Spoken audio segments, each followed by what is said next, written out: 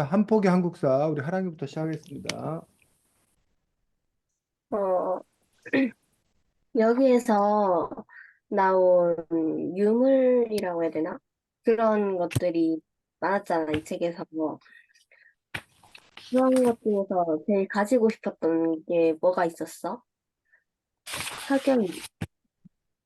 나 잠깐만 생각하고 말해줘도 될까? 학연이. 어, 나는 그 뭔가 그 옛날에 책 그 뭐지? 옛날에 무슨 역사책을 읽을 때도 뭔가 이 고려청자가 되게 막 이뻐 보이고 그랬는데 그래서 뭔가 집에 하나 가질 수 있다면 뭔가는 고려청자를 하나 가지고 싶어. 대학. 나는 지금은 뭐 볼 수 없는 거긴 한데 그래서 더 갖고 싶은 게 황룡사지 국층탑을 보고 싶어서 가지고 싶어.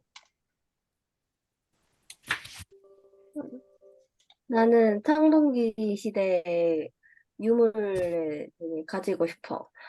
왜냐하면 일단 난 되게 옛날이기도 하니까 그때의 그때의 유물이 어떤 모습일지 궁금하기도 하고 그리고 어, 나는 요 청동기 시대 모양이 되게 마음에 들어서 되게 가지고 싶었던 것 같아. 하경이 할 수 있겠어? 고마워. 나는 이 안견이란 사람이 그린 몽유도원도란 걸 갖고 싶다기보다 보고 싶은 마음이 커. 왜냐면 일단 꿈속 풍경이 너무나 아름다웠는데 이거를 그리게 했다는 걸 보니 실제로 보면은 굉장히 아름답고 웅장할 것 같다는 느낌이 들었어. 근데 안타깝게도 지금은 우리나라가 주인이 아니라 직접 보기 어렵기 때문에 이걸 직접 가져서 이 웅장함을 실제로 느끼고 싶다는 생각을 했어. 선생님은요? 네, 저는 고사탁족도라고 옛 성현들의 어떤 일화에 걸킨 것들을 그림으로 그려놓은 것들인데 그런 그림을 이렇게 걸어놓고 좀 이렇게 유유자적한 삶, 뭐 여유를 갖는 삶, 그런 삶을 동경하면서, 그러니까 아니면 그런 삶을 다짐하면서 사는 것도 좋지 않을까. 그래서 그런 고사탁족도를 걸어두고 싶다라는 마음을 가졌습니다. 70, 78쪽에 보면은, 어, 고기를 백제 신라에서 왕의 힘을 키우기 위해서, 법을 반포하고, 교육을 하고, 종교를 설립했잖아. 종교를 받아들였잖아. 너희는 이 세 개 중에서 뭐가 제일 중요하다고 생각해? 제하. 나는 그냥 뭐 우리가 사는 데는 법이 가장 기본적인 통치 체제가 돼야 된다고 생각해. 왜냐면은 법이 무너지면은 사회의 규칙 같은 게 한순간에 사라져 버리는 거잖아. 그래서 법이 제일 중요하다 생각해. 상현이. 나도 비슷한 것 같아. 일단 1차적으로는 법이 가장 중요할 것 같아. 처음에 나라의 힘을 키울 때는. 왜냐하면 통치자의 기분이나 사정에 따라 이 처벌이 달라진다면 그건 너무나 약간 불합리하다고 사람들도 생각해서 결국엔 강한 나라로 가기 어려울 것 같아서 1차적으로는 법이 중요할 것 같고, 그리고 뭐, 미래까지 생각한다면 교육 또한 중요하고, 그리고 사람들의, 생각을 모으려면 종교 또한 중요하지만, 1차적으로 이 나라의 힘을 강화하기 위해서는 이런 규정과 행정, 그리고 법이 굉장히 체계적으로 돼 있어야 되지 않을까, 이런 생각이 들어. 상현이. 나도 똑같이 일단 기본적으로 이 뭔가 규칙이나 그런 거를 뭔가 잡아주는 이 법이라는 틀이 있어야 나라가 뭔가 되게 혼란스럽지 않고 제대로 돌아갈 수 있을 것 같아서 나도 법이 제일 중요하다고 생각해. 나 같은 경우에는 일단 종교가 제일 중요하다고 생각해. 일단, 왕권 방언만을 놓고 봤을 때, 일단 종교의 힘이 되게 강력하기도 하고, 그리고, 아무래도 사람들이 잘만 한다면 왕권을 정말 제대로 세울 수 있는 기회, 그런 힘이 가지고 있으니까 나는 왕권 강화만 놓고 봤을 땐 종교가 제일 강하다고 생각해. 네, 저도 하랑이하고 비슷한 의견이어서 윤령과 교육과 종교 중에서 다 중요하겠지만 하나만 딱 고르라 그런다면 종교가 가장 막강하지 않을까 싶습니다. 그래서 종교 안에 사실은 아, 종교를 가지면 뭐 이렇게 해야 된다, 이렇게 하지 말아야 된다라고 윤령까지는 아니지만 법과 같은 효과를 낼 수 있는 종교 규범도 포함되고 또 종교 안에는 뭐 종교라는 게 끊임없이 이제 그 말씀을 그 설교하거나 설법하는 그런 과정 속에서 교육이라는 어떤 그런 기능들도 일어나고 그리고 가장 결정적으로 종교가 갖는 그 힘은 율령법 이런 거는 이제 외부에서 강제적으로 이렇게 하는 그거에 비해서 종교는 그 마음으로 믿는 거기 때문에 그 마음을 내주는 거기 때문에 그거는 정말 이렇게 그 뭐야 따를 수밖에 없는 뭐 중독성도 강하고 그렇기 때문에 끝까지 갈 수 있는 것들 뭐 이런 것들 놓고 봤을 때 종교 공동체가 가장 그 강력한 힘을 갖고 있지 않나라는 그런 생각이 들어서 그래서 종교가 크지 않나 싶은데 이제 다만 그러면 그 종교 지도자가 되는 거지. 왕은 근데 사실은 좀 이렇게 정치의 영역, 정치 지도자이기 때문에 왕이 종교를 이용해서 자기의 왕권을 강화할 수 있으나 본인 스스로가 종교 지도자가 아닌 이상에 한계는 있겠다라는 생각도 함께 듭니다. 선생님들 다 있어요. 좋습니다. 우리 하랑이가 특별히 두 번째 질문이 상당히 이렇게 의미 있는 질문들. 그래서 여러분들이 나중에 어떤 모임을 만들거나 어떤 조직을 만들거나 할 때 처음에는 그러니까 친구들끼리 야 하랑이하고 뭐 하경이하고 성현이 지아가 야 우리 뭐 모임 하나 만들자. 우리 서로 친구 아니가. 그런데 이제 모임을 만드는데 그 모임이 앞으로 잘 되기 위해서는 결국은 규칙을 정할 수밖에 없어. 회비는 얼마로 할 거냐. 뭐 모임을 할 때 뭐 얼마 만에 한 번씩으로 모일 거냐. 모임에 빠진 사람을 뭐 어떻게 할 거냐.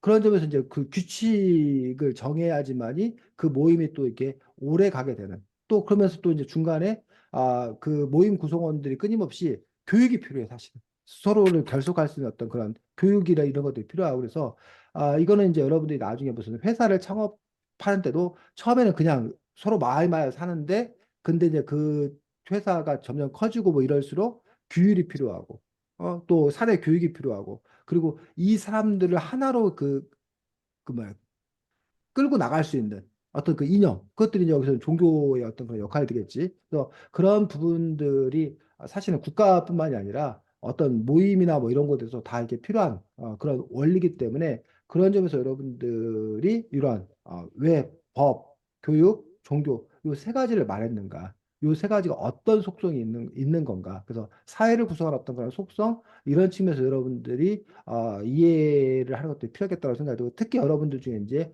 자기가 리더가 되려고 하는 어떤 그런 사람들은 그런 구성 원리에 대해서 잘 알고 있어야지만이 사실은 좋은 리더 또는 이렇게 성공적인 그런 리더가 될 수 있지 않을까라고 생각합니다.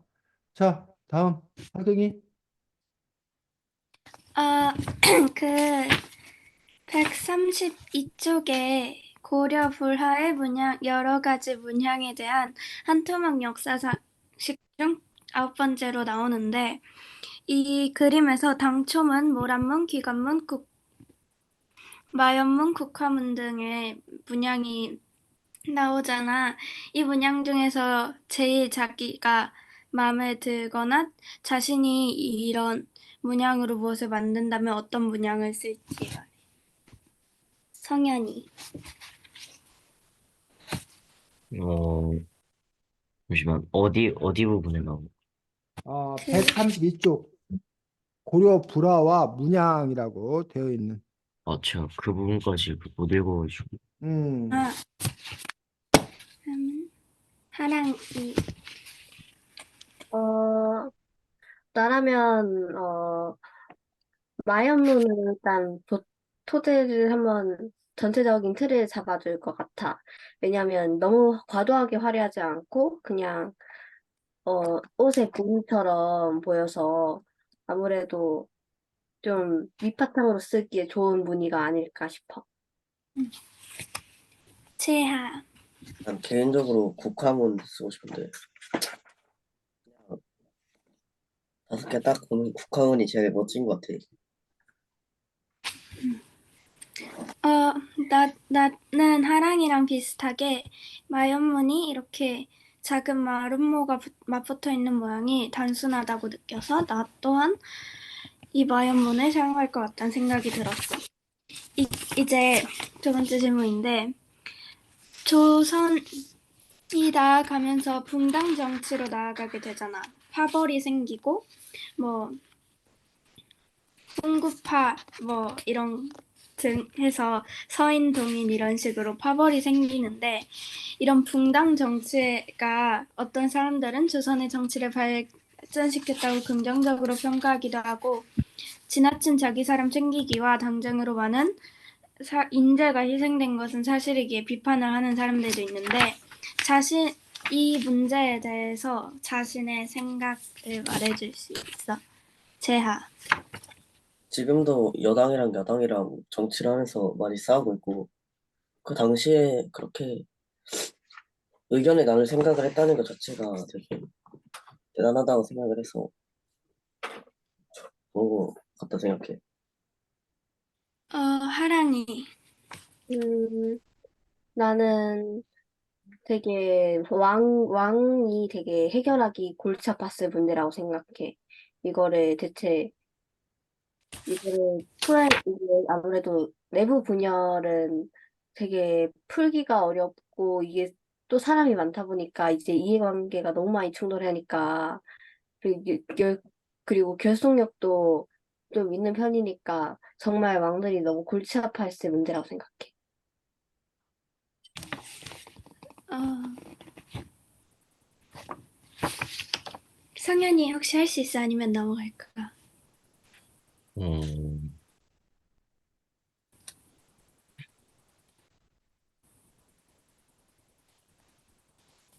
음, 넘. 넘어갈게. 어, 나는 결국은 지금이랑 되게 비슷한 문제였다고 생각해. 결국은 사람이 모여서 공동체를 이루면은 그 사이에서 의견이 나뉘고 이제 파벌이 나뉘는 거는 굉장히 자연스러운 일이라고 생각을 하는데 이 내부에서 분열이 생기기 시작하면은 그것은 굉장히 치료하기 힘들 거라는 생각이 들어서 나도 하랑이와 같은 의견으로 왕 또한 굉장히 골치 아팠을 거고 여기 앞에 봤듯이 이 시대에 살고 있는 혼란스러운 시대에 살고 있는 백성들도 굉장히 골치 아팠을 거라 생각해. 그래서 내 개인적인 생각으로는 파벌을 나누는 건 어쩔 수 없지만 이제 지나친 내부 분열이나 자기 사람 챙기기는 오히려 악영향을 미칠 수 있지 않을까 이런 생각은 들었어. 선생님은요? 네.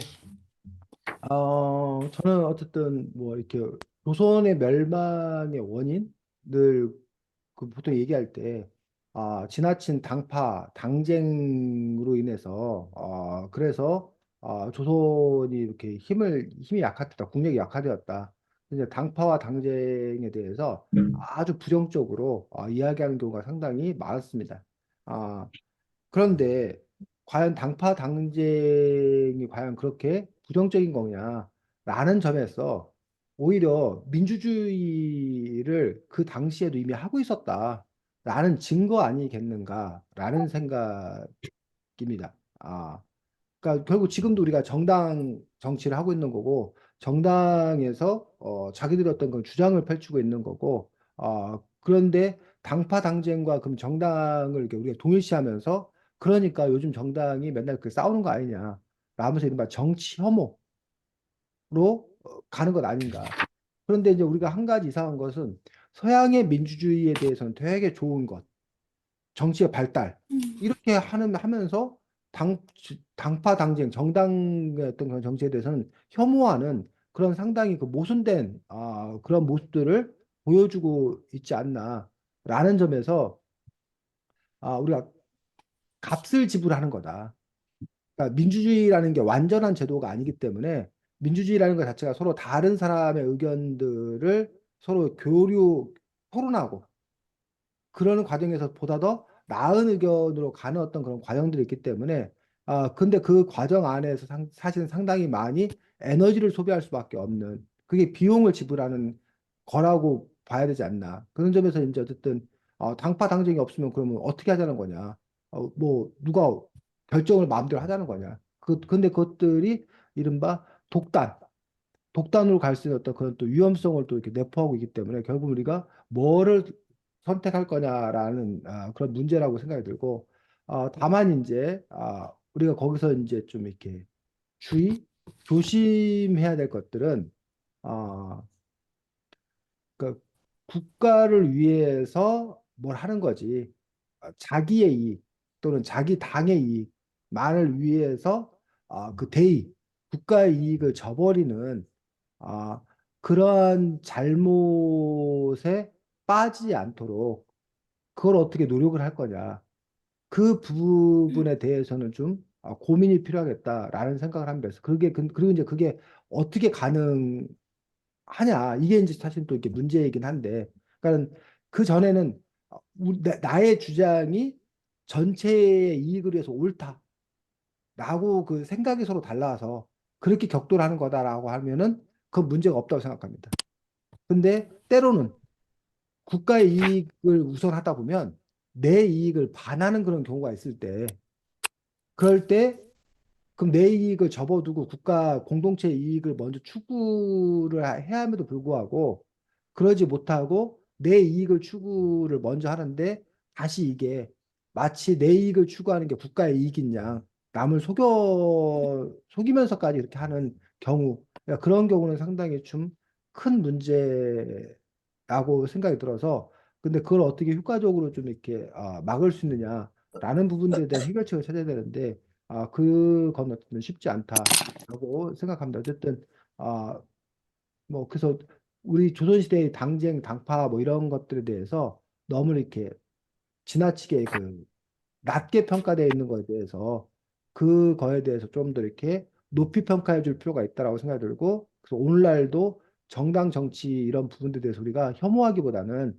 민주주의의 어떤 한 과정으로서 긍정적으로 받아들이고 거기에서 생겨나는 어떤 그런 잘못들 이런 거를 개선하는 그런 방향으로 가야 되지 혐오 쪽으로 가서는 안 되겠다라고 생각합니다.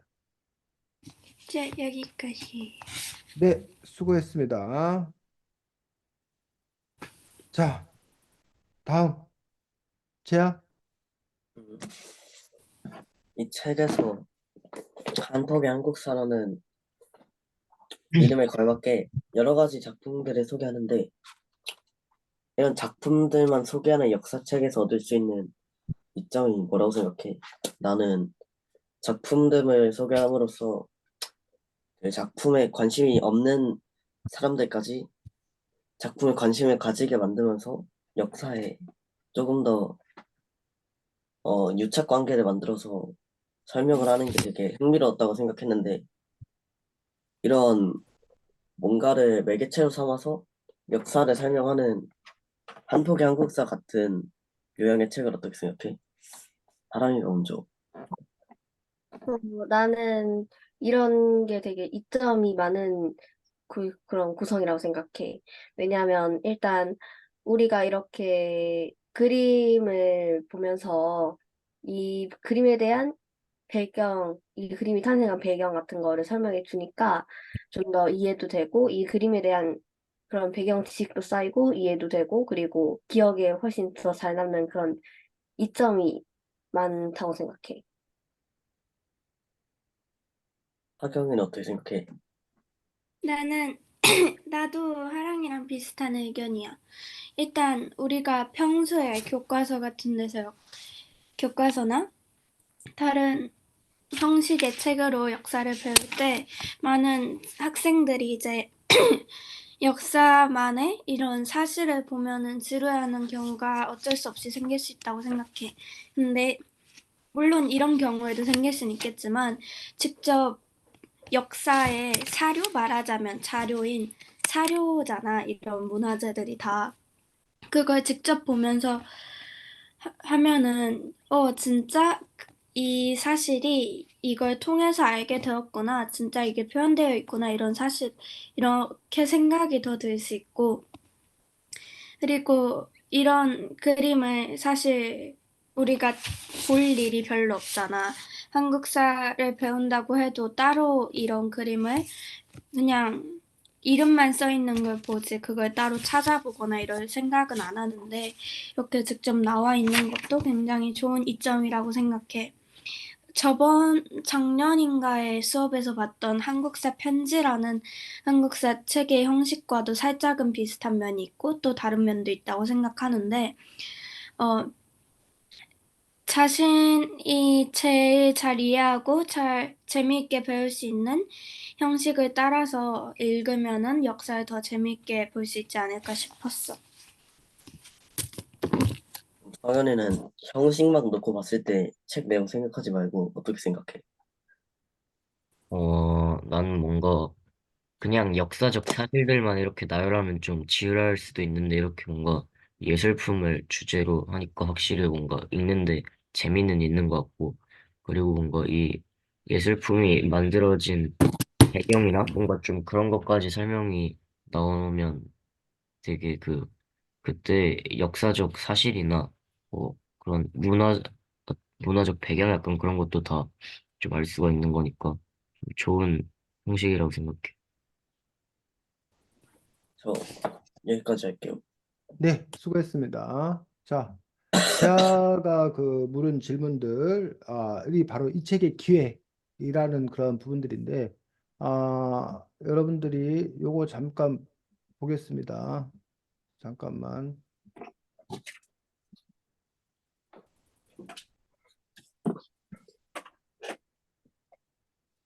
음, 자,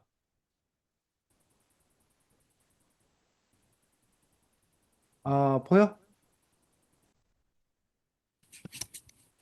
보여? 아직 안 보여? 보여 이제?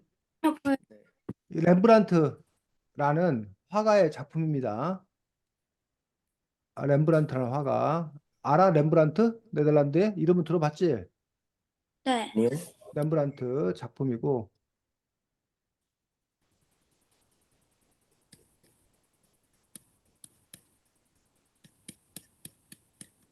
여기 보여진 게 다 렘브란트라는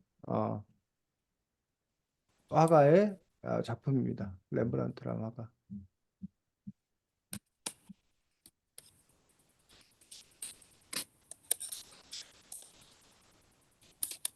이게 렘브란트 자화상이라고 합니다. 자화상. 자기 스스로 그런 거. 렘브란트 작품 중에서 제일 유명한 게 이거야. 이 작품은 좀 보지 않았어? 야경이라는 작품. 봤어요. 렘브란트 작품, 야경이라는 작품. 이 작품이 제일 유명하고. 자, 그 다음에 루벤스라는 화가의 작품이래요. 이거는 루벤스라는 화가의 작품인데 이건 사대륙이라는 작품이라고 합니다. 이 작품 혹시 본 적 있어? 시몬과 페루라는 작품? 아니요. 못 아니요. 봤어? 처음 봤어? 이 작품 보니까 네. 어때? 드는 생각이 딱 보면서 드는 순간이.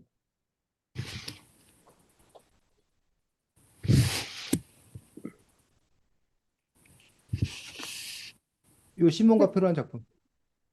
색채가 되게 화려하고 다양해. 색채가 되게 화려하고 다양해. 또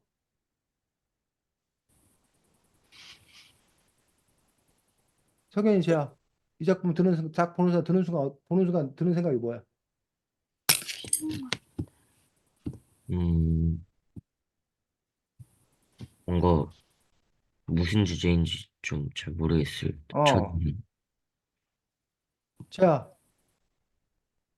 저요? 음, 경찰서 가야 될 것 같아요, 지금. 경찰서 가야 될 것 같아. 하경이, 그냥 배경, 저도 색채가 다양한 데 비해서 배경이 되게 어둡다는 생각. 음, 이 작품이 우리 제아 말대로 경찰서 가야 될 거라는 것들이 뭐 외설적인 작품 아니냐? 이거 성추행하는 거 아니냐? 이렇게 봐야 된다는 거야. 이거 딱 보면. 근데 요 사람과 이 남자와 이 여자가 아버지와 딸이야. 아버지야, 딸. 그래서 이 아버지 지금 이 뒤에 손이 이게 묶여지는 거 보여? 네. 그래서 이 아버지가 이제 사형수인데 계속 이제 굶주린 거야. 그래서 딸이 면회 왔다가 이 굶주린 아버지를 보고서 그래서 이제 자기의 젖을 물려서 이 아버지를 살리는 그런 이야기야. 자, 이 스토리를 들어보니까 어때? 음, 스토리를 듣고 그림을 보니까 역시 여전히 감옥 가야 될 것 같아? 아니, 경찰서 네. 가야 될 것 같아? 이거는 형량을 더 늘려야 되지 않나? 뭐라고? 이거는 사형으로 끝나면 안 될 것 같은데. 사형으로 끝내면 안 될 것 같다고? 왜? 사용이죠. 사형으로 끝내면 안 될 것 같다는 게 무슨 뜻이야? 아니, 그냥 뭐 그래야 될 것 같은 생각이 들었어요. 그래? 이거 거의 그 심청이급 아니야? 죽는 아버지를 살리기 위해서 딸이 자신의 젖을 물려서 아버지를 살린 건데 감동 스토리가 아니야, 이거는? 너한테는 그렇게 안 받아들여져? 네. 아, 자, 뭐 이런 작품들 역시 루벤스의 작품입니다. 지금 다 삼손과 데릴라, 성경에 나오는 삼손과 데릴라 이야기고, 레오킵스 딸들의 납치라는 그런 작품이고, 요 파리스의 심판, 이 작품이 그 루벤스 작품들 중에서 아마 사람들한테 좀 많이 알려져 있는 작품 아닐까 싶습니다. 파리스의 심판이라는 작품, 왜 이건 알지? 그리스 로마 신화에 네. 뭐 아니요? 누가 제일 예쁜가 해갖고 뭐 사과 주는 그 이야기. 네. 그 이야기는 알아요. 근데 그림 그거를 이제 그림으로 작품화 시킨 거고, 여기 평화 전쟁의 상징이라는 그런 작품들도 있고, 그다음에 석탄 바구니였던 노인까지, 그다음에 밀짚 모자라는 작품. 자, 그런데 지금 이 루벤스의 그림하고 조금 아까 봤던 렘브란트의 그림하고 아, 구별이 돼? 여러분 보고 렘브란트 그림하고 루벤스 그림을 막 섞어놓고 야, 너네 이 그림을 한번 렘브란트 그림하고 루벤스 그림을 가려내 봐라 라고 하면 학생이 어떨 것 같아? 가려낼 수 있을 것 같아? 아니면 못 가려낼 것 같아? 아예 그니까 어떤 그림인지 아예 정보조차 모르고 어, 약간 그림만 갖다 화가만 놓고 네, 그림만 갖다 놓으면은 어, 모르지 않을까요? 모를 것 같아? 하랑이는 네, 대충 구도를 보고 추측은 할 수 있을 것 같은데 음, 완전히 알 것 같아요. 열심히 보다 보면은 알 어, 수 있는. 특징이 보일 것 같아? 네. 성현이는 어때? 좀 못 알아볼 것 같아요. 못 알아볼 거고 재한은 저도 못 알아볼 것 같아요. 못 알아볼 것 같아. 자, 사실은 화가들이 엄청 많거든 세상에. 근데 그리고 게다가 이게 한 폭의 한국사는 우리나라 작품들이잖아. 근데 쌤이 왜 갑자기 이 네덜란드의 뭐야 렘브란트하고 루벤스 이런 사람들의 작품을 보여준 거야? 혹시 그 이유를 알아?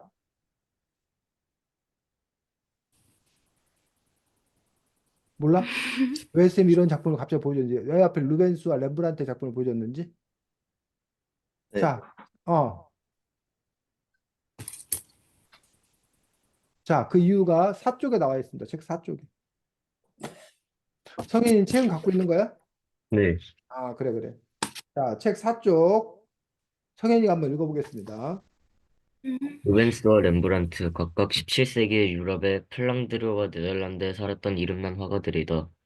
루벤스는 화려하면서 장엄한 대작을 그려 바로크의 거장으로, 렘브란트는 진실한 초상화를 즐겨 그려 시민적 화가로 불린다. 같은 시대 인접한 나라에 살았지만 두 사람의 예술 세계는 사뭇 달랐다. 자, 루벤스는 어, 지금의 벨기에 땅에 살았고, 그 다음에 렘브란트는 네덜란드에 살았다고 합니다. 사실 벨기에나 네덜란드나 거의 옆 동네야. 거의 이렇게 붙어 있어. 그 유럽에 붙어 있는데 어쨌든 다른 동네라는 거야. 근데 두 사람의 예술 세계가 사뭇 달랐대. 그래서 아까 선생님이 물어본 거야. 두 사람을 여러분들이 보면 이렇게 구별할 수 있냐라고. 근데 아마 이 전문가들의 눈에는 이게 사뭇 다른가 봐. 구별되나 봐. 음, 선생님도 이렇게 섞어놓고 고르하면 잘 못 고를 것 같아. 근데 어쨌든 그렇대. 자, 그 다음이 중요한데 계속 읽어보겠습니다. 무엇이 이런 차이를 낳았을까? 미술학자 아르놀트 하우저가 두 거장의 차이를 명확히 설명했다. 루벤스가 살았던 플랑드르는 화려한 것을 좋아하며 과시욕이 강했던 왕족과 귀족 위주의 사회였지만, 렘브란트가 살았던 네덜란드는 근면과 상실을 미덕으로 여기며 사치를 싫어했던 상인들의 사회였기에 두 화가의 화풍 차이가 생겼다는 것이다. 어, 즉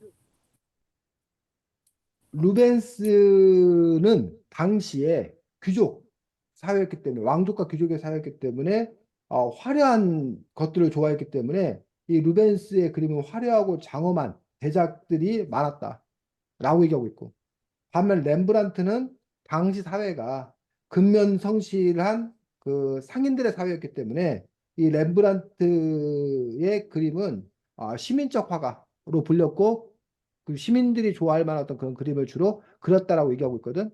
자, 그걸 이제 그 다음에 한 문장으로 요약하고 있는 게 읽어보겠습니다. 계속. 하우저는 위대한 예술은 그것을 낳은 사회와 연결돼 있다라며 사회학이라는 창문을 통해 예술사를 바라보았다. 이러한 그의 관점은 우리 미술에도 적용할 수 있을 것이다. 자, 요 이야기가 이 책의 머릿말에 나와 있는 이유가 뭐야? 아,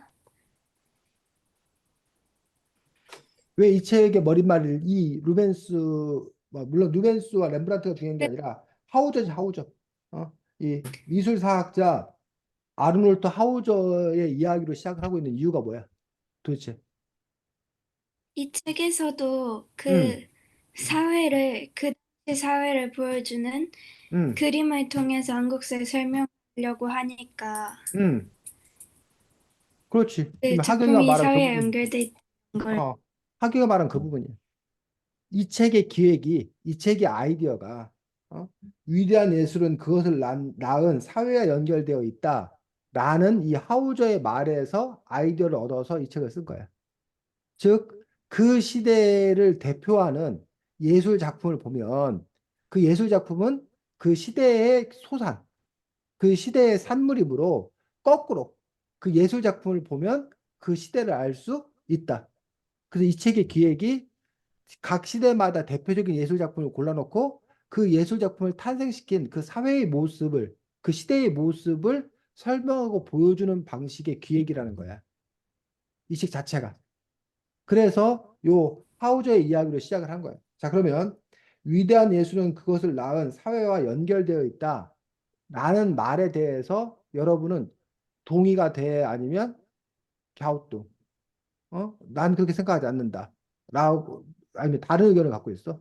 하랑이는 어때? 요 하우저의 견해에 대해서. 어,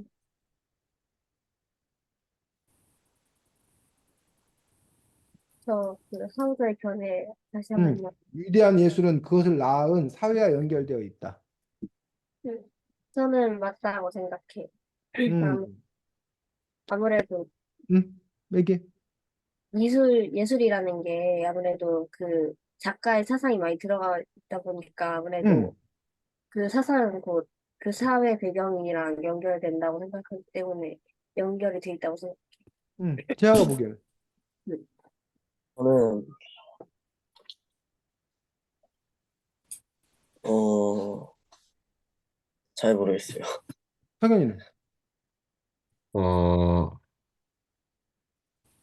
저는 그건 그냥 그 예술가의 이 성격마다 다른 음, 거라고 생각을 해요. 만약에 그냥 사회 분위기가 좀 비극적인 그런 상황에서도 되게 오히려 희망적인 분위기의 그런 예술을 하는 사람도 있을 테니까 음. 성격에 따라서 다른 것 같아요. 예술가의 독자성이 더 강하다. 네. 성현이는, 하경이는.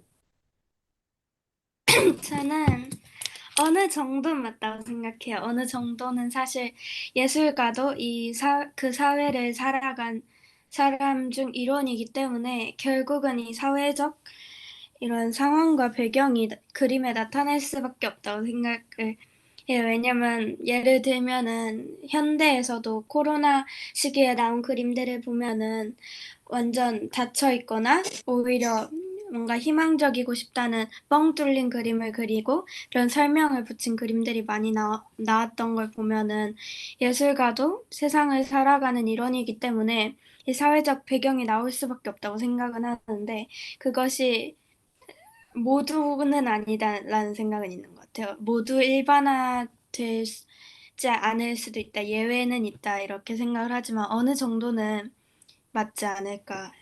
음. 자, 하랑이. 석연이의 반론에 대해서 아까 하랑이하고 좀 석연이 의견이 서로 이제 양측에 이렇게 갈려고 있는 부분들인데 석연이의 반론에 대해서 어떻게 생각해, 하랑이?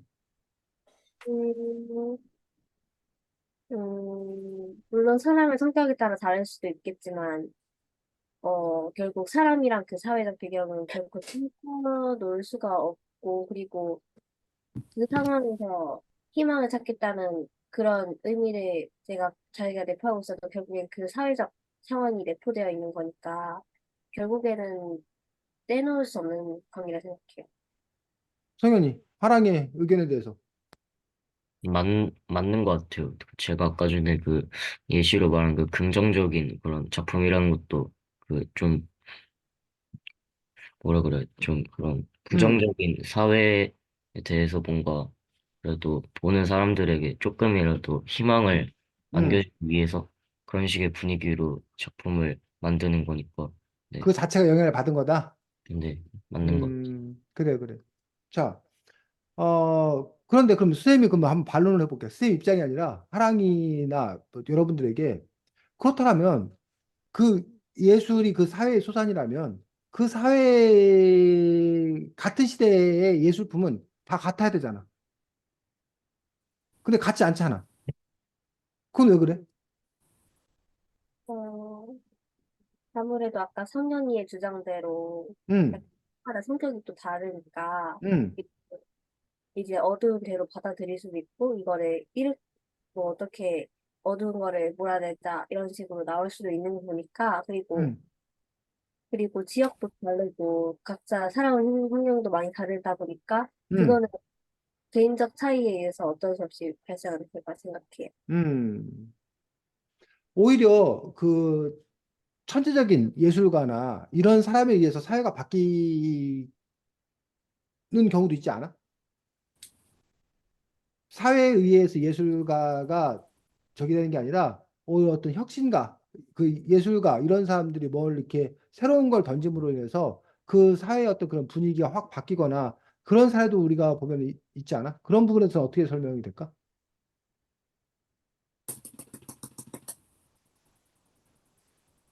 자, 그래서 뭐 이런 부분에 대해서 우리가 한번 뭐 이게 앞으로도 여러분이 지속적으로 고민해야 될 어떤 그런 부분들이고 사실은 그동안 그 논쟁을 계속 해온 거야.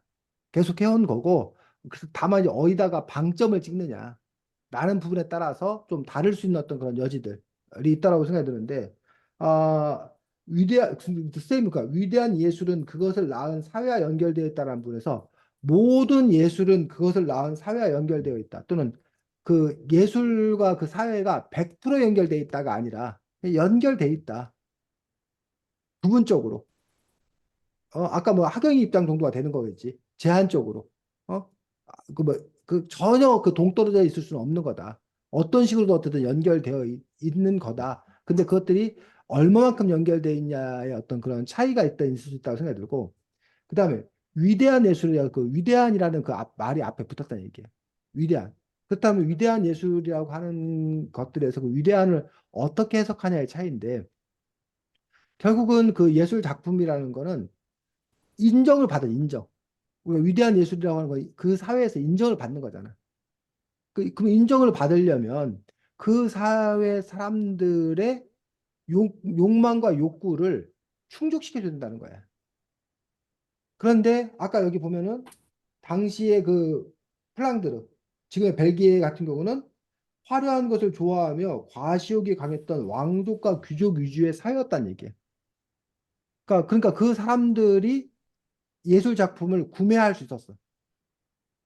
그리고 그 사람들이 스폰을 해야 돈을 내야 그걸 바탕으로 화가들이 작품 활동을 할 수 있었고 음악가들이 음악을 할 수 있다는 거예요.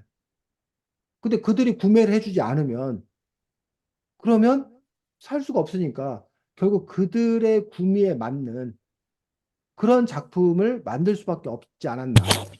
그러니까 그런 작품이 탄생하게 된 배경에는 바로 그 당시 대중의 그 당시 그 소비층, 그 예술 작품 소비층의 어떤 이해와 욕구가 맞물려 있지 않았나라는 해석을 할 수도 있다는 거죠. 그러니까 그렇게 보면 지금 현재 그 유행하는 음악 어? 같은 것도 뭐 트롯이 유행을 한다.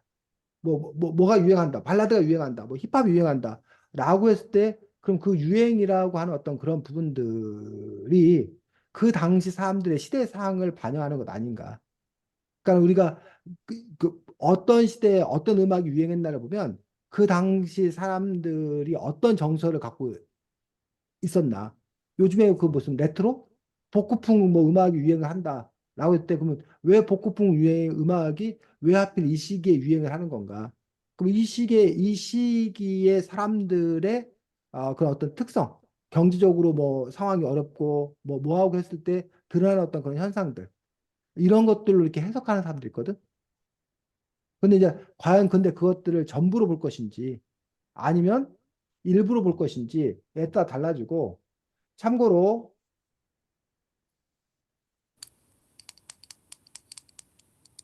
들어봤어 혹시? 아니요. 아니요? 도상학이라는 것들이 있다고 합니다. 그래서 도상학 이라는 것들은 그 미술 작품이 있었을 때 그 작품을 그 자체로 보는 게 아니라 그 작품이 제작된 시대로 돌아가서 그 당시에 어떤 그런 사람들의 눈으로 그 당시 사회, 정치, 문화적 배경으로 그 작품을 해석하려고 하는 노력, 시도. 이걸 보고 뭐라고 그런다고? 도상학이라고 했다는 거야. 그래서 이러한 용어가 있는 거지. 그러니까 그 작품을 우리가 해석할 때 어떻게 해석할 거냐. 뭐 모나리자가 있다. 그 모나리자라는 것들이 시대와 공간을 초월해서 그 작품 그 자체로서의 생명력이 있는 건가? 아니면 그 모나리자라는 작품이 그려진 그 시기, 그 공간, 사회의 어떤 그런 맥락, 그 맥락을 이해하고 있어야지만이 그 작품을 제대로 잘 해석할 수 있는 건가. 그래서 이제 도상학이라는 것들은 그 시대의 상황과 맥락 속에서 그 작품을 해석해야 된다는 어떤 그런 입장을 갖고 있는 거야. 자, 선생님이 갑자기 도상학 얘기를 왜 할까? 도상학, 뭔가 도상학의 그 정신이 뭔가 여기에 관련 있는 게 아닐까요?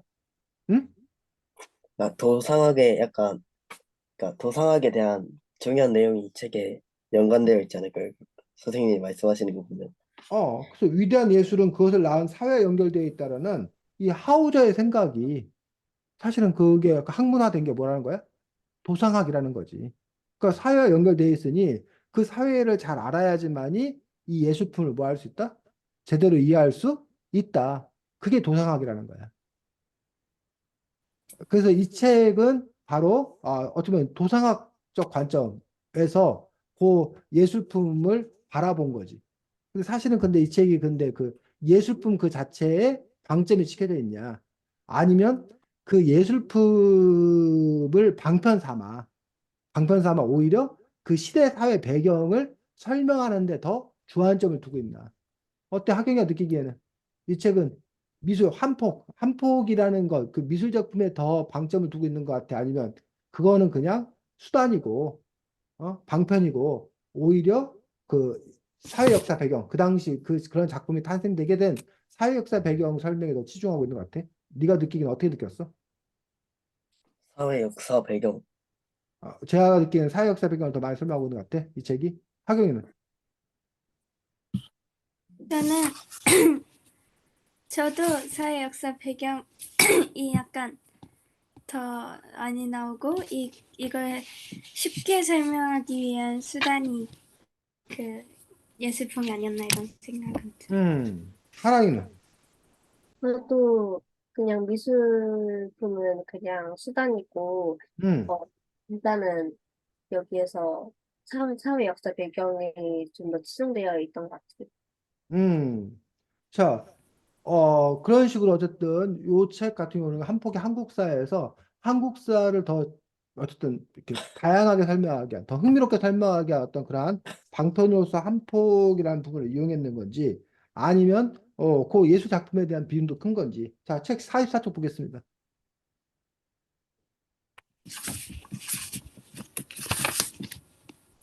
44쪽에 보면 지금 잠깐만.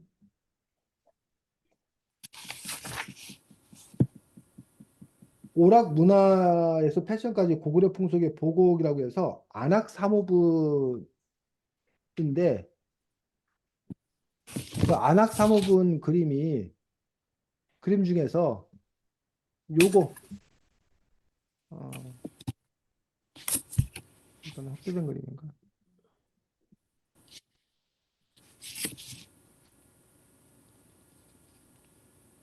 요 그림? 아니다. 요걸로 봐야 되겠다. 요 그림이 지금 나와 있지 책에 네, 40쪽에. 그래서 이것도 아닌가? 네, 이 그림 40쪽에 난 이건가? 이거 맞아요. 어. 맞아요. 근데 이게 지금 일부분만 지금 보여주고 있는 것 같은데. 어쨌든 이 그림인 거야. 이 그림이야. 맞아. 근데 이 그림 뒷부분이 좀 작게 나왔네. 자, 어쨌든 이 그림에 대한 설명이 지금 44쪽에 나와 있어. 자, 44쪽에 무덤 주인의 거기 성인이 계속 읽어줄까? 무덤 주인의 초상화를 자세히 살펴보자. 당대 최고의 화가가 그렸을 초상화의 주인공은 정말 왕처럼 풍채가 등당해. 장막을 걷어올린 장방 안에 앉아 정면을 똑바로 바라보고 있는데 화가는 주인공의 얼굴을 일부러 과정해서 크게 그렸어. 어깨선을 가파르게 그리고 책상 다리를 앉은 무릎의 폭을 넓게 그림으로써 주인공의 구도가 정삼각형이 되었지. 이런 구도는 안정감이 있어서 주인공에게 권위와 무게감을 실어줘. 계속. 주인공은 왕을 상징하는 붉은색 옷을 입고 있고 자세는 한 손에 부채를 쥔 채 설법을 하고 있는 듯해. 마치 초상화 주인공이 신처럼 받아들여지기를 원했던 것 같지 않니? 그리고 주인공 주변의 인물들을 주인공과 가까울수록 크게 멀수록 작게 그렸어. 화가가 신분에 따라 인물의 크기를 달리해서 그린 거야. 자, 이 부분만 보면 어때? 지금 성현이 읽은 부분만 보면. 만 보면 그 그림에 대해서 이 작품에 대해서 사실 상당히 충실하게 설명하고 있는 것도 볼 수가 있다는 거지. 그래서 이 작품에 따르면, 왜 이렇게 그렸을까, 하필. 이 사람이 실제 이렇게 생겨서 이렇게 그렸을까라는 부분도 있지만 일부러 풍채를 더 당당하게 그리고 있는 그런 부분들, 얼굴을 더 과장해서 더 크게 그리고 있는 부분들, 그다음에 정삼각형, 이렇게 정삼각형의 이런 구도를 표현해서 안정감 있게 그린 그런 부분들, 그런 거 이제 그림의 기법이라는 거지. 그리고 이 책은 지금 안 나왔는데 요 사람과 요 사람은 좀 크게 그렸고 요 뒤에 있는 사람들은 되게 또 뭐하게 그렸다는 거야? 작게 그렸다는 거야. 실제로 여기 그 책에서 보면, 그러면 왜 하필 그렇게 그렸는 건가라는 부분에서, 그 사람들의 그 신분 같은 것들을 나타내는 그런 방식이다. 그래서, 여러분들이 그 화가가 그림을 그릴 때 이러한 그 기법을 활용한다는 거야. 그런 점에서 이른바 이 책을 통해서 여러분들이 그러한 미술 기법, 이런 것들을 알아야 되고, 그래서 이제 또 그걸 알아야 이 작품을 제대로 잘 감상할 수 있는 거고. 그래서 이 책에 보면, 뭐 비중상으로 봤을 때 역사에 관한 이야기가 더 많이 나왔지만, 그 못지않게 그 작품에 대한 해설, 이런 부분도 나름 충실하게 되어 있는 점들, 충실하게 되어 있다. 그런 점들이 또 이 책에 가진 장점들, 입니다. 그래서 여러분들 어쨌든 그 미술에 대한 어떤 그런 안목, 지식, 이런 것들을 또 이렇게 기를 수 있다고 생각합니다. 자, 그 다음에 여기 보면 그 선생님 같은 경우에 인상적이었던 부분들이 고구려 불상은 멋없이 크기만 하다고라고 하면서 고구려 불상이 좀 다른 모습들, 예를 들면 82쪽에 보면 그 그 석굴암에 있는 그 본존불상이 나와. 네. 석굴암에 있는 본존불상이 나오는데 그에 비해서 84쪽 논산 관촉사 석조 미륵 보살 입상에서 이거 논산 관촉사는 여러분이 살고 있는 대전에서 되게 가까운 거 알아? 네. 대전 바로 그 정책적 논산이 있고 논산에 가면 관촉사라는 절이 있어. 거기에 보면 이게 은진미륵이 실제 있어서 가본 사람들도 있지 않을까? 이거 본 사람들 없어? 이거 진짜 본 사람 본 적 없어? 네. 아 그래? 있을 것 아 같아요. 근데 언제 한번 기억은 안. 이번 봄날에 한번 가자고 그래. 거기 그 관촉사 그쪽이 벚꽃 길도 잘 돼 있고 그 저기 여러분들 집에서 가면 한 3, 40분 한 40분이면 갈 거야. 40분 가서 벚꽃도 보고 이렇게 뭐야 요 작품도 한번 보고 그것도 괜찮다고 생각이 들어. 자, 그다음에 85쪽에 있는 안동 이천동 마의 열애 입상이나 그 다음에 넘겨서 86쪽에 보면 파주 용미리 마의 이불 입상 요것들하고 이 82쪽에 있는 석굴암 본전 물상하고 확실하게 차이가 느껴지지 않아? 네. 어? 그러면 이게 좀 통일신라 시대고, 그럼 통일신라 시대가 그 이전이잖아. 그럼 사실은 그 이후에 만들어진 거잖아, 지금 이게. 네. 논산에 있는 관쪽사 속조 미륵 보살이나, 이 다음 거 86쪽, 80쪽에 있는 건 그 이후야. 그럼 우리가 상적으로 생각했을 때, 그 이후에 만들어진 게 더 잘 만들어야 되는 거 아니야? 더 뛰어나야 되는 거 아니야? 근데 왜 그렇지 않냐라는 얘기지. 이 이거 책에서는 뭐라고 설명하고 있는 거야? 왜 고려의 불상은 크기만 할까? 멋없이 크기만 할까? 라는 부분에서 이 책에서는 뭐라고 설명하고 있어? 그 평민들에게 약간 응? 친화적으로 다가오기 위해. 뭐라고? 그러니까 사람들이 불교를 믿는데 불교의 부처에 대한 형상이 약간 직인매적으로 다가오게 하기 위해서. 뭐하게 다가오기 위해서?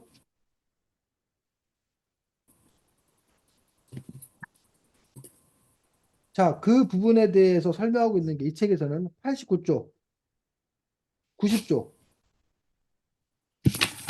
특히 90쪽, 91쪽에 이 작가가 설명하고 있기로는 좀 다르게 설명하고 있습니다. 90쪽, 91쪽.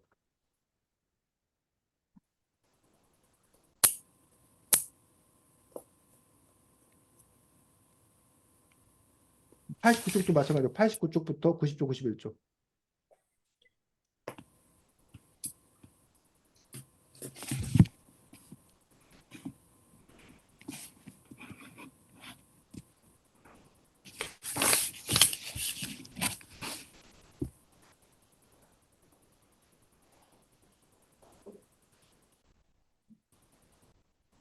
뭐라고 설명하고 있어? 그, 뭐, 자신들의 수를 서 음,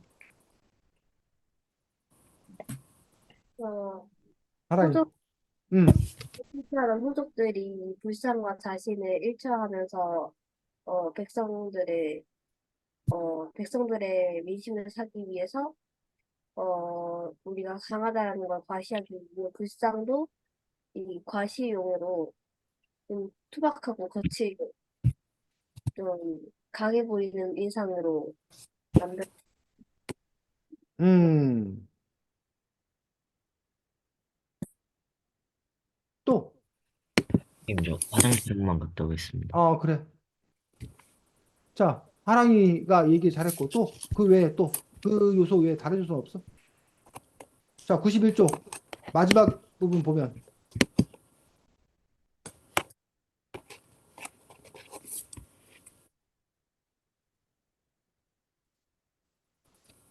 그 무예를 달려는 호족. 응? 하경이 뭐라고?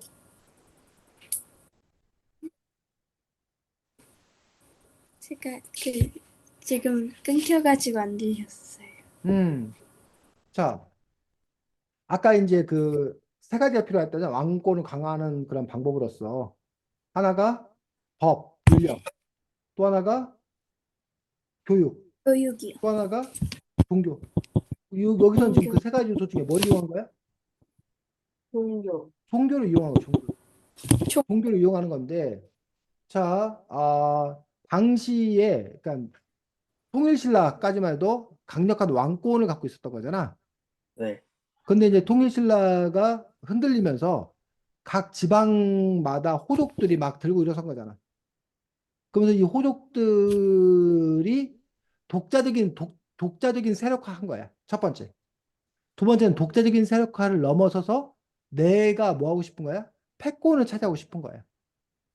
근데 어쨌든 독자적 세력화가 되던 내가 패권을 차지하던 이런 거야. 네가 뭔데? 그러니까 우리가 왕은 뭔가 특별한 사람이 왕이 되어야 내가 그 사람 앞에서 무릎 꿇는 게 부끄럽지 않은 거야. 응? 그러니까 여러분들이 아주 공부를 잘하거나 아주 힘이 세거나 뭐한 사람이 여러분의 지배자로 왔을 때는 여러분이 그나마 그 사람에게 지배당하는 게 심리적인 납득이 돼, 납득이. 근데 여러분보다 막 못하고 막 이상하고 막 그런 애가 만약에 여러분의 지배자로 온다고 생각해봐. 그럼 그걸 받아들이기가 어렵잖아. 기본적으로. 근데 어쨌든 이 자기들이 왜 뭐야 지도자가 될 수 있느냐라는 부분들에 대해서 이 지도자들에게는 그 정당성, 그거를 입증해야 되는데 그 부분으로서 뭘 찾았다는 거야? 이 호족들이 교육. 불상. 불교. 근데 불교 중에서도 여기 89쪽 마지막 분 보겠습니다. 마지막 두 줄 뭐라고 돼 있어? 귀족들이 후원했던 불상 같은 세련미는 없지만 힘이 넘치는 대장부 같은 고래 불상이 그거 선포. 말고 89쪽, 89쪽. 89쪽 마지막 둘째 줄. 세상이 바뀌기를 열망했던 신종 불교를 믿었어. 귀족들이 믿었던 교동 불교가 어려운 교리 위주였던 것과 달리 천종 불교는 참선을 통해 누구나 부처가 될 수 있다고 가르쳤어. 신나게 저항해 독자적으로 성장하려는 호족들에게 앙금맞춤인 가르침이었지. 그래서 불교가 커다랗게 두 가지가 있어. 하나가 교종이라는 게 있고 또 하나는 선종이라는 게 있어. 교종은 말 그대로 공부를 열심히 해야지만이 깨달음을 얻어서 부처가 될 수 있다고 생각하는 게 교종이야. 교종은 그래서 이제 학습을 강조로 돼. 공부하는 거다 보니까 지금도 마찬가지지만 특히 옛날에는 공부할 수 있는 사람이 따로 정해져 있었잖아. 공부하려면 집안에 돈이 있어야 돼. 어?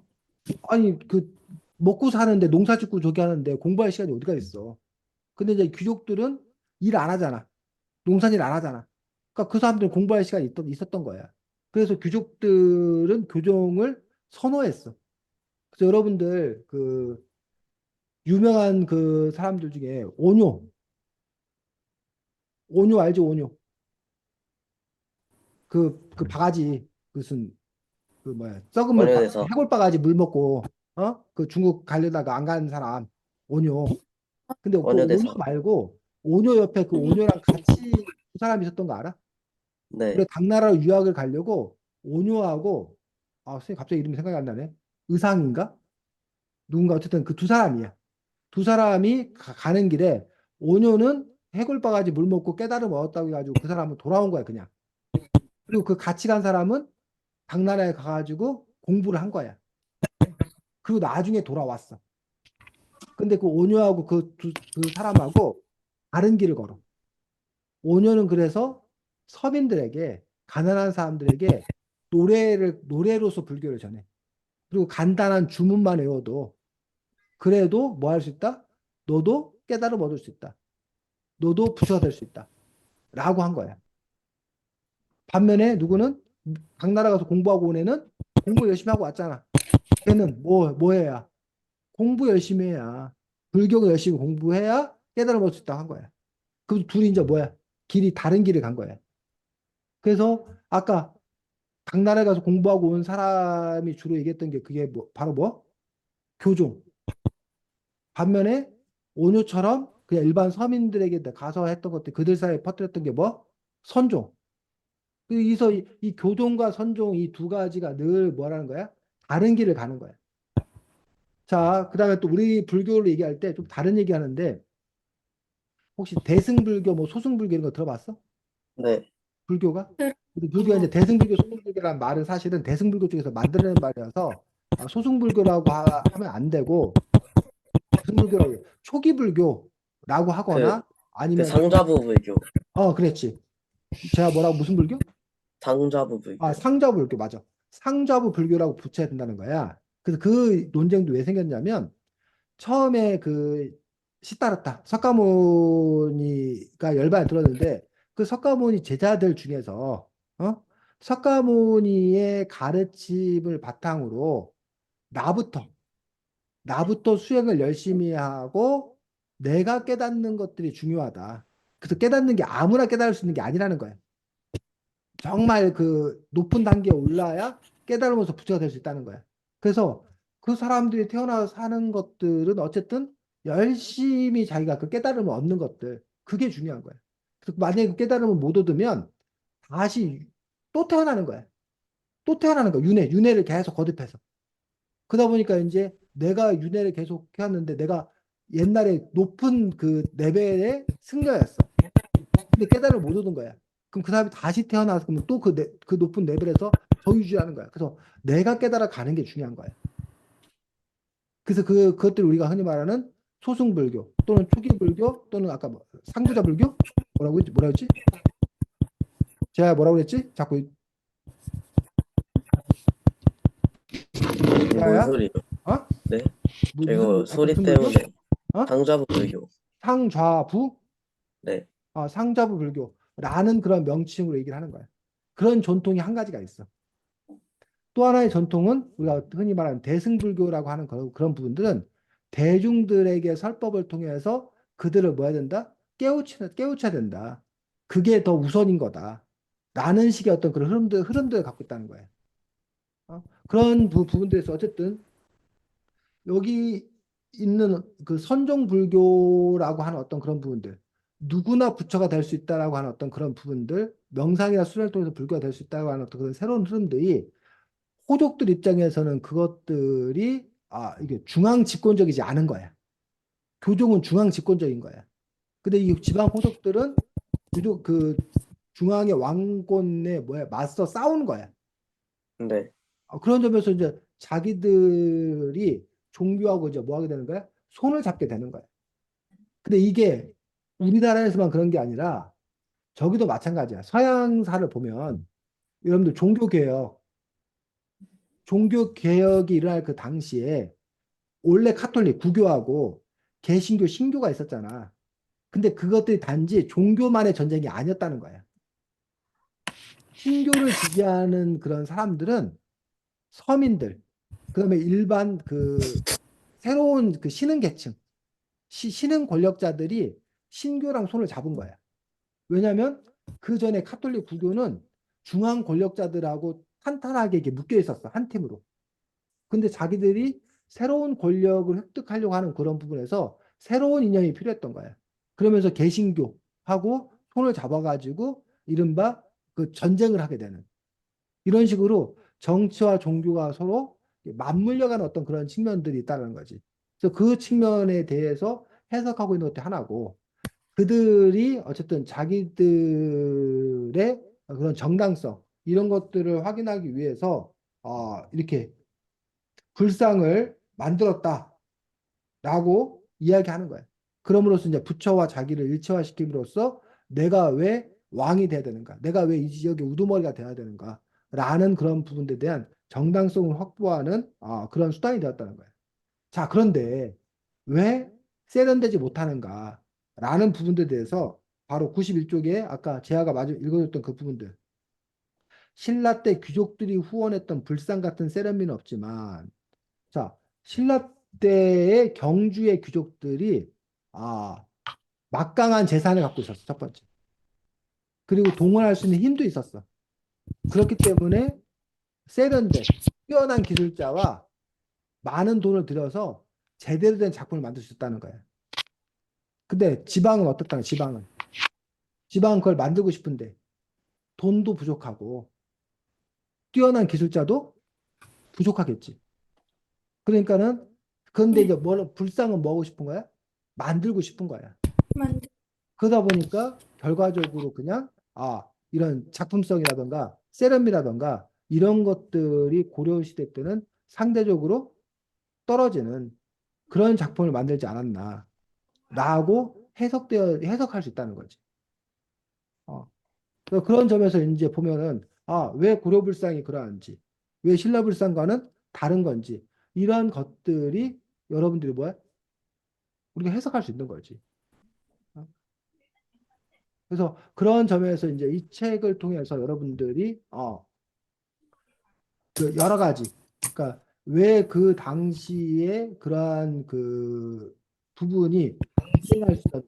그리고 그런 유행들이 또 어떻게 소멸되는 건가라는 부분들에 대한 그러한 여러 가지 고민과 생각들을 볼 수 있는 거고, 그렇다면 더 나아가서 요즘 우리 사회에 그 일어나는 문화 현상들, 예술 작품들 이러한 것들도 결국 그렇다면 지금 현재 시대의 고민을 반영하는 거라는 거예요. 그럼 더 나아가서 앞으로는 그럼 어떻게 될 거냐? 앞으로의 시대 트렌드는 어떻게 될 거냐? 라는 그런 부분들도 때로는 뭐야? 예측 가능하다는 거예요. 그렇게까지 연결이 될 수 있는 부분들. 그래서 여러분들이 과거의 역사라는 부분들을 제대로 잘 이해하고 아는 것들, 그것도 중요하지만 그것들을 바탕으로 해서 지금 현대의 어떤 그런 문화라든가 이런 것들을 이해하려는 어떤 그런 노력들, 더 나아가서는 그렇다면 앞으로의 어, 작품은 이렇게 갈 거다라는 것들을 예측해 보는 그런 것들, 그런 것들이 필요하다는 거지. 그래서 여러분들이 뭐 게임도 마찬가지야. 게임도 보면 그때마다 유행하는 게 달라진다는 거야. 어? 그럴 때 그러면 게임 개발업자가 그냥 만든 게 그냥 유행하는 건가? 아니면 그 시대의 어떤 사회적 요구가 있어서 그 요구를 잘 맞추어서 가는 건가? 라는 부분에서 그 상관관계가 뭐냐라는 거예요. 그래서 그런 것들 여러분들이 한번 잘 이렇게 들여다볼 필요가 있는 거예요. 그래서 하랑이가 그 뭐 하고 싶다고 그랬지? 네가 그 무슨 그 하랑이가 뭐 하고 싶다고 그랬지? 네가 나중에 직업으로 삼고 싶은 게 일러스트레이터, 어? 일러스트레이터요. 일러스트레이션. 그렇지. 또 그 부분도 역시 마찬가지란 거지. 일러스트레이터 할 때 어떤 게 과연 팔릴 거냐? 라는 부분에서 그것도 이제 그 고민이야, 예술가들의. 대중이 어떤 그런 팔릴 걸 생각하지 않고 난 내가 좋다고 생각하는, 내가 옳다고 생각하는 것들 내가 하겠다. 어? 독자들이 반응하든 안 하든 난 하겠다. 그게 예술 세계라고 가는 사람도 있어. 근데 그에 비해서 아니다. 요즘 사람들이 어떤 풍을 좋아하는가, 뭐가 맞는가, 그거에 대해서 내가 캐치해서 그런 방향으로 가야지만 내가 대중들에게 인정받고 할 수 있기 때문에 그런 점에서 그렇다면 이러한 현대의 어떤 그런 사상들, 사회 모습들 이런 것들을 하랑이가 이해하려고 하는 어떤 그런 노력들이 있어야 된다는 거예요. 그래서 뭐 우리가 패셔니스타 그러면 그 뭐야 그 디자인만 잘하면 되지 않냐 이렇게 생각하잖아. 근데 그렇지 않다는 거야. 그 디자인 어떤 디자인 유행할 거고 뭐 할 건가는 결국은 그 사회의 트렌드나 이런 것들을 이해하는 어떤 그런 힘이 있어야지만 그게 가능하다는 거야. 제품을 만들 때도 마찬가지고. 또 그런 점에서 요즘에 이제 우리가 그런 고민이 있는 거지. 컴퓨터 프로그래밍 하면 공학적이야. 과학적이야. 그래서 요즘에 인문학으로 가려는 사람이 없어. 어? 그 가면 취업도 안 되고 뭐 하기 때문에. 근데 공학이나 그런 과학자들이 결국은 것들을 상품으로 만들고 뭐 하는 데는 결국은 사람들에 대한 이해, 인문학적 이해가 있어야지만이 그걸 제대로 만든다는 거지. 아무리 공학적으로 만들어낸다 하더라도 기술이 있다 하더라도 그것들은 절반인 거지. 인문학적 이해가 빠지면 불가능하다는 거야. 그래서 결국은 인문학적 이해가 있어야지만 되는 거고. 물론 이제 아무리 인문학적 이해가 있다 하더라도 그걸 구현해내지 못하면 소용이 없는 거고. 그러다 보니까 결국은 협업이라는 게 중요해요. 협업. 공학자와 인문학자가 만나서 협업하는 어떤 그런 툴. 근데 이제 또 공학자와 인문학자가 만난다 때 이 둘의 언어가 서로 또 달라. 그러다 보니까 이 공학자와 인문학자를 중간에 또 뭐 해줄 수 있는 매개해 줄 수, 연결해 줄 수 있는. 그럼 그 사람은 융합적인 사람인 거야. 공학에 대해서도 어느 정도 알고, 인문에 대해서 어느 정도 알고, 그 둘을 이렇게 소통시켜 줄 수 있는, 그 나름의 어떤 그런 자기 포지션들이 있는 거고, 그러한 점에서 이제 여러분들이 이러한 책을 읽는 것들이 어떤 의미가 있는 건가, 그런 의미들을 여러분이 찾을 수 있어야 되고, 또 그 의미를 찾은 걸 바탕으로 해서 여러분들 일부러 자기 학습을 강화시켜야 되는 그런 측면들도 있습니다. 다음 주 토요일이 3월 2일입니다. 선생님이 지금 시간 가는 줄 몰랐네. 3월 2일 날이어서 다음 주는 글쓰기이고, 네. 지난주에 예고했던 이것이 완전한 국가다라는 그 책에 대해서 여러분들이 생각하는 완전한 국가, 유토피아의 모습에 대해서 여러분들이 그것들을 글로 서술해 보는 것들이 작업이 그 과제지. 그래서 다음 주에는 이것이 완전한 국가다에 관련된 글쓰기. 어때? 좀 고민을 좀 하고 있어, 성현아? 아니요. 아유, 안 하고 있으면 어떡해. 그 글이라는 거는 그냥 어느 정도 붙잡고 이렇게 쓰자가 아니야. 그 일상적으로 살아가면서 여러분, 너 자기 머릿속에서 계속 정치는 어떻게 될까? 뭐 경제는 어떻게 될까? 노동은 어떻게 될까? 교육은 어떻게 될까? 이런 부분에 대한 성현이 너의 그 지속적인 고민이 있어야 되고 그 고민을 담아내는 게 글이야. 사실은 글 쓰기가 어려워요라고 하는 그런 부분들은 그만큼 자기가 시간 투자해서 고민 안 하고 있다는 거야. 고민을 안 하기 때문에 글을 못 쓰는 거지. 근데 그 문제에 대해서 자기가 어쨌든 이렇게 글 쓰려고 이렇게 딱 앉아갖고 이렇게 막 글 쓸 때만 이렇게 글쓰기 하는 게 아니야, 사실은.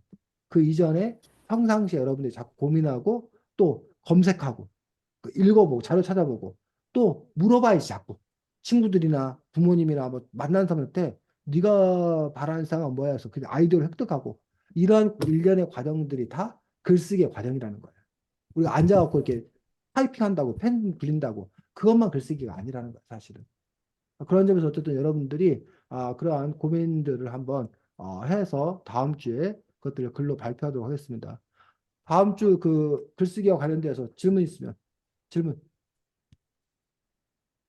야, 아니요.